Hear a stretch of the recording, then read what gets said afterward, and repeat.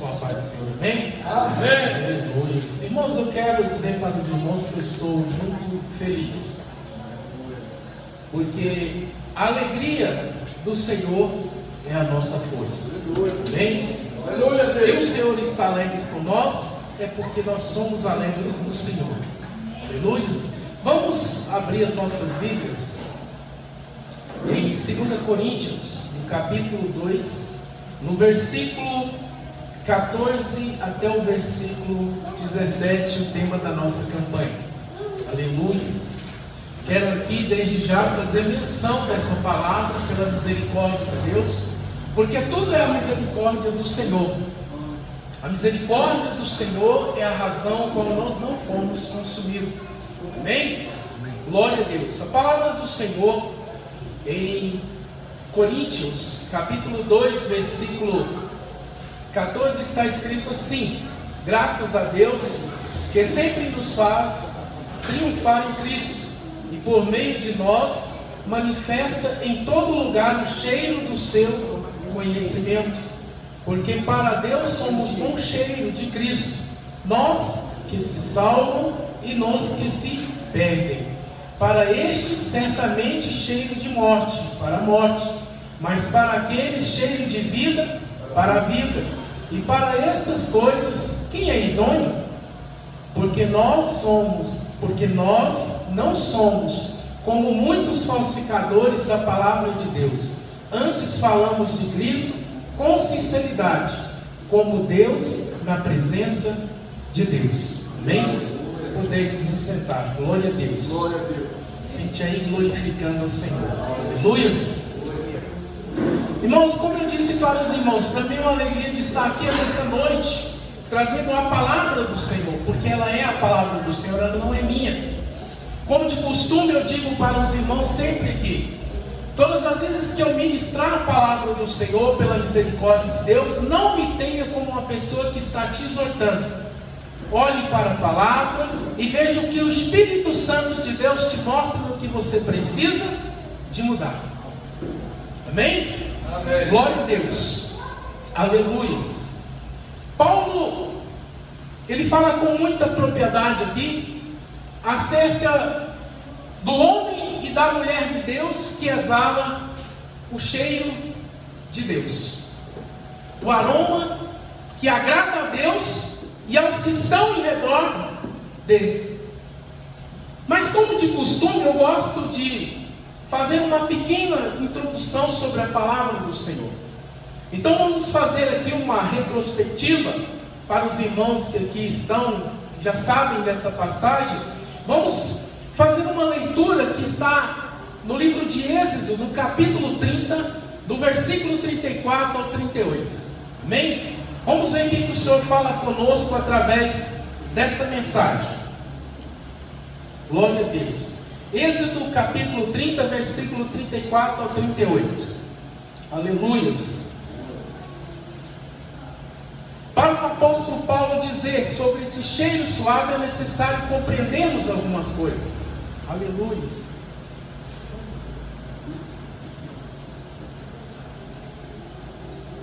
Amém, irmãos? Os irmãos acompanhem aí. Êxodo capítulo 30, versículo 34 diz assim: disse mais o Senhor a Moisés: toma especiarias aromáticas, estaroque, ônica e galbano. Estas especiarias aromáticas é incenso puro de igual peso, e disto farás incenso, um perfume segundo a arte do perfumista, temperado, puro e santo. E dele moendo o pisarás, e dele porás diante do testemunho, na tenda da congregação, onde eu virei a ti, coisa santíssima vos será. Amém? Glória a Deus. Observa aqui, irmãos. Lá no Antigo Testamento, a palavra mostra para nós aqui nesse texto do capítulo 30 de Êxodo, que Deus, para se apresentar diante do homem, Ele colocou algumas condições diante do homem. Ele mandou ele criar uma tenda, criar utensílios, mandou ele criar um cheiro qual o agradasse para que ele descesse e visitasse o homem. Só que não era qualquer homem. Só entrava no lugar santíssimo o sumo sacerdote. Mas tem algo aqui interessante também.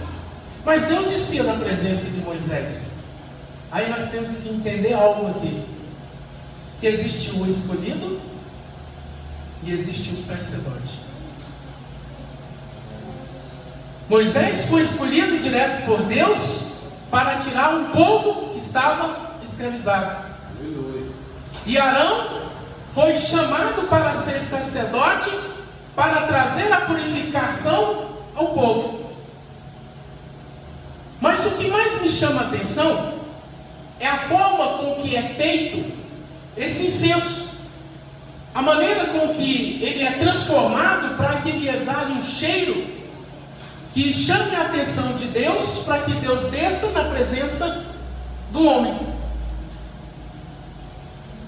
Nós temos aqui a estaroque, que é um arbusto original da Ásia, que espontaneamente ela solta uma resina no período da madrugada. É uma resina cheirosa. Mas também temos aqui a ônica, que é um molusco, uma espécie de concha, que é buscado lá nas profundezas do mar, para que seja trazido e seja levado no fogo para fazer parte da essência do incenso. Mas temos também o galbano, que é uma planta que tem um monte de veias nela, e ela precisa ser pisada, moída, triturada, para extrair dela um óleo. Mas o curioso disso tudo é que, trazendo para os nossos dias de hoje e observando a propriedade com que Paulo diz e afirma que nós temos o cheiro que agrada ao Senhor, nós observamos também que Deus, para descer lá na tenda da congregação, aonde era um lugar santíssimo, ele precisava de sentir o cheiro suave, o qual o agradava o Senhor. Como nós dissemos aqui, a estaroque, para ela ser extraída, bastava pegar a sua resina. Significa o que para nós hoje? Para os nossos dias de hoje? É que nós, para podermos exalar esse cheiro diante do Senhor, nós temos que ter uma condição também diante do Senhor. Nós precisamos de oração. E esta oração, ela não pode ser na presença do Senhor de qualquer maneira. Ela tem que ser espontânea. E quem ora espontaneamente tem prazer de buscar algo. Quando você está em busca de alguma coisa, você está especificando o que você quer. Nós temos o exemplo de Daniel, está lá no capítulo 1 de Daniel, que Daniel ele era diferente. Por que Daniel era diferente? Porque ele fazia uma oração espontânea. Daniel exalava esse cheiro suave diante do Senhor. Daniel buscava o Senhor 3 vezes ao dia. A Bíblia não relata, mas eu creio que Daniel buscava a Deus na madrugada. Porque para ser espontâneo tem que fazer coisa aonde só Deus e você quem sabe. Fecha a porta do teu quarto e busca o Senhor. Lá não fala de um horário. Lá tem para você uma colocação de que se você quer receber de Deus, é necessário que você busque ao Senhor. Mas nós temos também aqui a ônica. A ônica, ela simbolizada pelo molusco buscado através de uma concha, buscado na profundeza do mar. Nós temos aqui as orações profundas. São aquelas orações quando você está numa situação o qual ninguém pode te socorrer. E aí você vai fazer uma oração profunda diante do Senhor. O Salmo 130, versículo 1 fala desta oração. Mas nós temos também a pessoa que desobedece a Deus e depois vai para as profundezas e tem que buscar o Senhor. Nós vemos Jonas. Se nós olharmos à luz da Bíblia, Jonas ele estava desviado da presença de Deus. Jonas, eu preciso que você vá pregar o meu evangelho à cidade de Nínive. Jonas vai para Tarsis. Jonas estava afastado de Deus. Foi necessário que Deus promovesse um rebuliço, um alvoroço, promovesse ondas, furacão, para que aquele navio onde ele estava sentisse o peso, a tal ponto do povo jogar tudo fora, e depois olhar para Jonas dormindo e eles acordar ele e ele falar: isso tudo está acontecendo por minha causa, me joga aí que tudo vai cessar. Mas a oração profunda dele foi feita aonde? A hora que o peixe engoliu, que desceu com ele nas profundezas, ele teve que orar. Nós observamos que o processo de transformação, o processo de mudança, o processo de purificação, o processo de santificação, requer condições que é nossa e requer condições que é de Deus. Quando eu deixo, eu me santifico. Quando Deus tira, Ele me purifica. Observa o contraste. O salmista diz que ele entra na presença de Deus com uma oração profunda, nas profundezas. Ele está dizendo de uma intimidade tão grande com Deus, que não é oração de 5 minutos, não é oração de 1 hora, é uma oração de madrugada. É uma madrugada com Deus.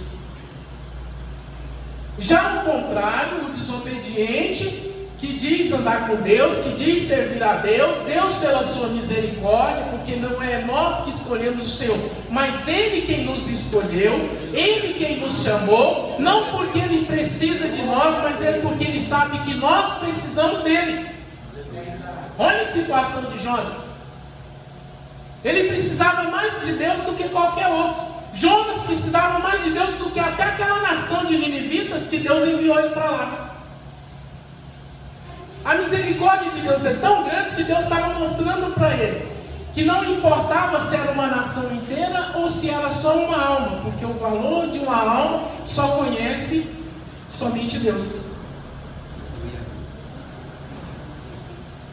Mas por outro lado nós temos aqui o galbano, que é uma planta cheia de veias, que é preciso ser triturada, amassada, pisada, para ela soltar o seu óleo, para ela fazer parte dessa essência, desse incenso que vai gerar o cheiro suave direto do Senhor. Nós observamos que o processo dessa planta, ele é o mais dolorido. Nós observamos que quando nós, como filhos, como servos do Senhor, como irmãos em Cristo Jesus, nós podemos observar e ver a luta de cada um individualmente. E nós observamos que tem aquele que alegremente ele chega diante do Senhor com uma oração espontânea, tem aquele que Deus leva ele no vale para ele ter uma mudança, que há uma diferença de você estar sendo provado por Deus e de você estar sendo purificado por Deus. O provado por Deus, em sua maioria, é porque ele precisa de compreender a vontade de Deus na vida dele. E o purificado por Deus é porque ele reconhece que ele é falho, que ele é pecador e que Deus tem que tirar o mal que está nele. Quando começa a amassar essa planta, triturar ela, moer ela ali, ela começa a soltar o óleo, e o óleo começa a exalar ali, eles extraem o óleo para juntar junto com as outras 3 substâncias para formar um incenso que agrada a Deus. Essa é a chamada oração de quebrantamento. Paulo ele afirmava que ele tinha um cheiro suave do Senhor. Paulo era um homem quebrantado. Nós vemos isso em Atos capítulo 9, se não me engano. Paulo indo para Damasco, cai do cavalo, né? Ali ele fica cego porque ele vê uma luz. Nós vemos que ele é levado para uma cidade, é enviado um homem chamado Ananias, que ora por ele, cai as escamas, recebe o batismo com o Espírito Santo, mas em seguida Paulo é levado para o deserto. Paulo vai ficar lá no meio dos nômades, pessoas desconhecidas. Lá Paulo foi tratado, lá Paulo foi moído, lá Paulo foi quebrantado. E aí quando ele diz aqui que o cheiro suave ele tem a convicção, ele está dizendo para você e para mim, que se nós não aceitarmos o processo de Deus na nossa vida, se nós não reconhecermos que Deus é soberano na nossa vida, nós não poderemos exalar o cheiro de Deus. Nós não podemos ser considerados o incenso do Senhor. E eu glorifico a Deus, meus amados irmãos, porque Paulo é o apóstolo que Deus levantou ele para que nós estivéssemos aqui hoje, como nós estamos, glorificando o nome do Senhor. Porque outra hora a salvação estava destinada somente a um povo que era chamado o povo de Deus, a nação santa, a Jerusalém do Senhor. Mas Paulo, no seu entendimento, na misericórdia de Deus, no preço do sangue de Jesus derramado na cruz do Calvário, ele traz uma mensagem de mudança, de graça, de transformação, aonde o homem não precisa mais entrar numa tenda, esmagar um incenso, para que Deus desça e venha falar com ele, e através dele falar com o povo. Paulo traz para nós o tempo da graça, aonde você tem não só a oportunidade, mas também a responsabilidade de se colocar diante do Senhor. Vocês sabiam que nós temos que ter essa responsabilidade de apresentar diante do Senhor? Quando Deus buscou Adão no jardim do Éden, Deus ia lá para conversar com ele. E lá viu que ele havia comido do fruto do conhecimento. E aí o homem passou a esconder de Deus. Hoje, nesse ano de 2025, nesse segundo dia dessa campanha, nós estamos aqui vendo que nós que temos que apresentar diante de Deus. Você veio aqui para se apresentar para Deus, mas você não veio só com o intuito de apresentar esse envelope e dizer que você precisa. Você veio aqui dizer: Senhor, Tu és o Senhor da minha vida. Glória a Deus. Aleluia, Aleluia. Você não veio aqui porque você apenas quis. Você veio aqui porque você tem convicção em quem você está crendo. Aleluia. E de quem você está dependendo. Por isso a nossa obrigação de apresentar diante do Senhor. Eu disse aqui no início para os irmãos que é necessário que a gente reconheça que Deus é soberano na nossa vida. Aleluia. Mas acontece, irmãos, que Paulo sofreu na mão de Coríntios, sofreu na mão daquele povo. Aquele povo era um povo ingrato de várias maneiras, apresentava contenda diante do apóstolo de várias maneiras, mas nem por isso ele deixou de amar aquele povo. E ele tentava constantemente mostrar para aquele povo que para eles serem considerados o bom cheiro e agradável ao Senhor, era necessário que eles aceitassem a transformação, a mudança que Deus tinha que realizar na vida de cada um deles. Paulo teve que brigar por causa de uma questão cultural que havia lá entre as mulheres. Ele teve que ensinar, quando a mulher tinha a cabeça raspada, que ela colocasse um véu para se diferenciar. Paulo teve que chegar na Santa Ceia e dizer para os irmãos que batiam no peito que na casa dele sobrava, que ele tinha dinheiro, que ele foi lá só para tomar um lanchinho, mostrar para ele a importância da morte de Jesus Cristo na cruz do Calvário na hora de participar da ceia.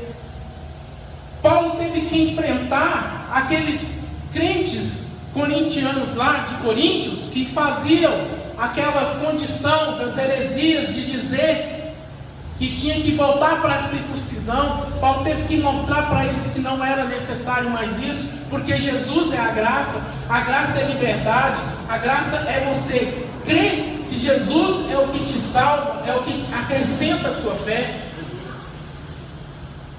Paulo ele sofreu na mão deles, mas Paulo ficou feliz quando Tito vai até a presença de Paulo e diz para ele que o povo estava andando no caminho do Senhor, estava crescendo na graça e no conhecimento. Paulo se alegra com eles. E aí Paulo dá esse testemunho aqui, e ele diz, claramente para os irmãos lá de Coríntios, que ele está feliz com eles. Porque se nós olharmos à luz da Bíblia, ao pé da letra, nós vamos encontrar que a palavra Coríntios significa corrompido ou corrupção. A cidade de Coríntios era uma cidade portuária, uma cidade riquíssima, cultural, era, melhor dizer, quase que São Paulo, transcultural. Tinha todo tipo de entendimento de nação, de paganismo ali. Paulo combateu toda a idolatria, Paulo combateu toda a feitiçaria que havia naquela cidade, para que aquele povo recebesse Jesus de graça. Por isso que nós louvamos ao Senhor, glorificamos a Deus na beleza da sua santidade, porque o Senhor é bom. Preste atenção, irmãos, aqui no Brasil, alguns anos atrás, aconteceu 2 fatores que abraçou as igrejas neopentecostais e pentecostais aqui no Brasil.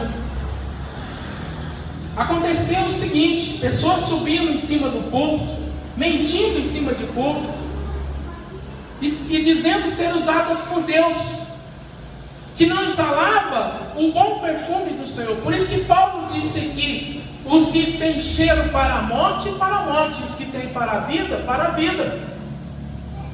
O primeiro foi um tal de Guina, pregava que era um grande traficante, que havia sido morto, que ressuscitou no necrotério, e saía pregando, nada mais, estava mentindo, não tinha nada de conversão, não tinha nada de Deus. E muitos pastores, sabendo disso, ainda chamavam para encher a igreja. Um movimento, um fogo estranho, um incenso, o qual não agradava o cheiro a Deus. O segundo, um tal de tio Chico. O homem era tão mentiroso, mas tão mentiroso, que ele disse que tinha que atravessar um rio, e que não sabia o que fazer, que ele orou a Deus, apareceu um jacaré, ele subiu em cima do jacaré, e o jacaré atravessou com ele do outro rio.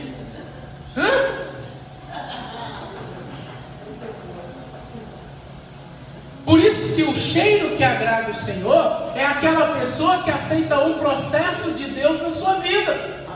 Aleluia, Deus. O cheiro que agrada ao Senhor é aquela pessoa que esforça.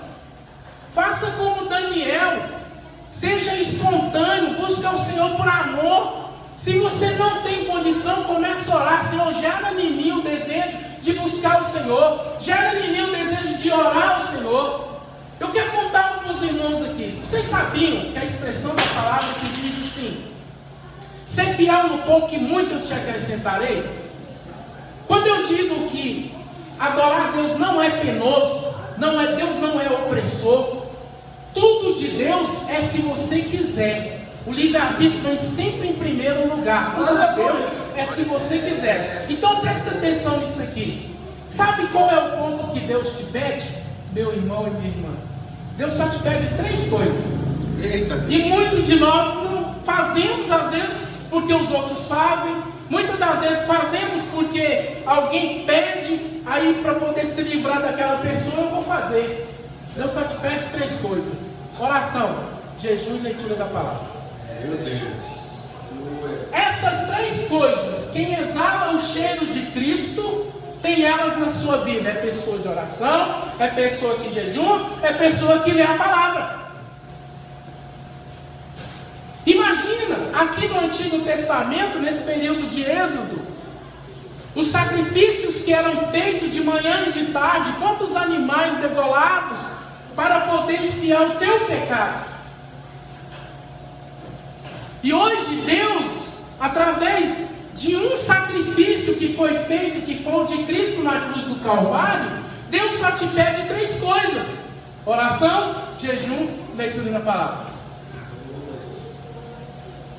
E aí fica, irmãos, o esforço dos pastores, conforme está escrito no livro de Hebreus, no capítulo 13, no versículo 7 e no versículo 17, que nós temos que orar por eles, porque eles vão prestar conta diante de Deus pelas nossas almas. Sabe por quê? Porque eles têm que avisar o tempo inteiro na igreja: irmãos, vamos tirar um propósito de oração. Irmãos, quem está lendo a Bíblia esse ano? Irmãos, ó, cadê o jejum? Você está jejuando? Final de semana agora é Santa Ceia. Você tem que jejuar a semana. Tira um dia da semana. Você tem que orar todo dia. Você tem que ler a palavra todo dia. Imagina o sacrifício do apóstolo Paulo, ele fazer um povo, uma nação, se voltar para Deus. Por isso que ele é considerado o apóstolo que recebeu de Deus e não do homem. E o que mais me chama a atenção, que da pequena coleção de livros que nós chamamos de Bíblia, o primeiro texto a ser escrito foi de Coríntios. Foi a primeira tipografia registrada, foi de Coríntios. Sabe o porquê disso? Porque era Deus dizendo assim: isso aqui é para os gentios que creem em mim. Para mim e para você que cremos no Senhor, nós temos a salvação. De graça recebeste, de graça deste. Paulo sofre as aflições, Paulo faz recomendações, Paulo se dá como exemplo, Paulo passa por prisões, mas Paulo não deixa de exalar o perfume de Cristo. Hoje a gente passa uma situação na vida e muitas das vezes até falando: eu vou largar de ser até crente. Isso é uma incredulidade que ocorre momentânea, porque quando você cai em si, assim como caiu em si o filho pródigo, você lembra do pai, da casa do pai, da melhor comida, da melhor roupa, do carinho, do abraço, porque nós enganamos se Deus tem só bênçãos para nos dar materiais, Ele tem as espirituais. Na hora que você está entristecido, Ele te alegra. Na hora que você está cansado, Ele te renova. Glória a Deus. Na hora que você está necessitado, Ele te supre. Por aí mesmo. E quando você pensa que está sozinho, Ele te abraça. Aleluia!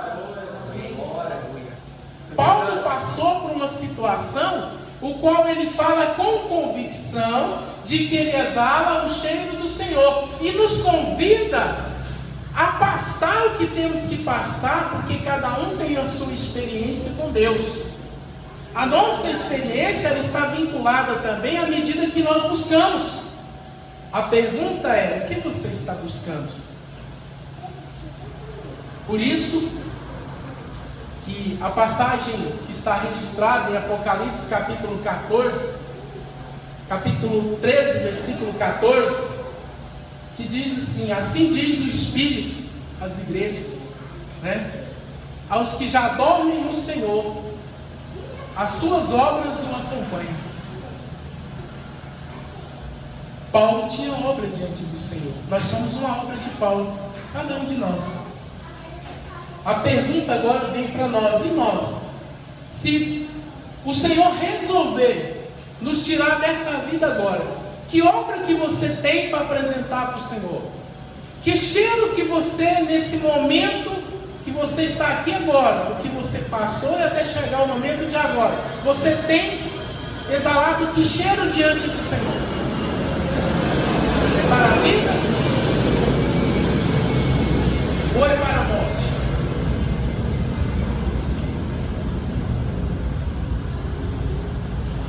Eu costumo conversar com os irmãos, e aonde eu passo, que eu vou ministrar o Evangelho, pela misericórdia de Deus, que a palavra apóstolo, evangelista é enviado. Enviado a quê? A pregar a palavra. Recentemente sentou um rapaz ali, eu dei um abraço nele, ele se sentiu acariciado, falou assim: olha, eu gostei muito porque você me abraçou. Mas aí, como homem de Deus nós somos, nós temos que também falar a verdade. E eu perguntei para ele assim: que dia que o senhor virá aqui sem o senhor